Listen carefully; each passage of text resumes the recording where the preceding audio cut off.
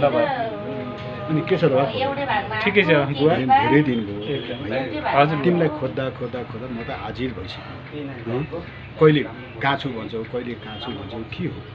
होइन बुवा म कामले चाहिँ बाहिरतिर निस्किएको थिएँ, भ्यालीमा थिइनँ होइन। बिचमा यो मेरो मोबाइलमा समस्या आयो, बाको नम्बर मेरो हराएछ।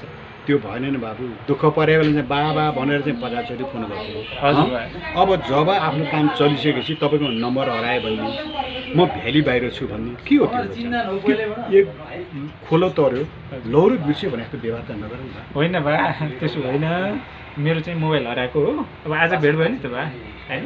होइन आज म यहाँ आइछु त तिमीसँग भेट भयो, म नआएको त तिमी त गायब हुँदैछौ त। होइन गायब हुँदैन थिए, कस्तो कुरा गर्छौ? होइन यो फिल्डमा त भेट भइहाल्छ नि। होइन जहाँ पनि हेर बाबु, व्यवहार गर्दा नि व्यवहार गर्दाखेरि आफूले पुग्ने मात्रै कुरा गर, नपुग्ने कुरा नगरेर दुःख पाइन्छ। सुन हो, हजुर मान्छेको सबैभन्दा ठुलो इमान हो।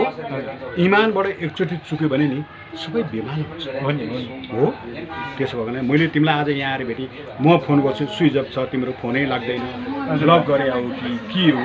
अब कहाँ खोज्नु तिमीलाई? ल भन त। म त अर्काको दुःख देख्न नसक्ने भएर हो, किनभने मलाई जे पर्छ भने त्यस्तो चाहिँ भाइले पनि त्यही पऱ्यो होला भन्छ काम साथी हो नि होइन। तर यस्तो हिसाबले तिमीलाई खोज्दै हिँड्नु पऱ्यो, हातले दिने खुट्टालाई साथी भन्छ हो। तर यस्तो व्यवहार गर्यो भने कसरी व्यवहार गर्छ? कुरो हो किन भन त?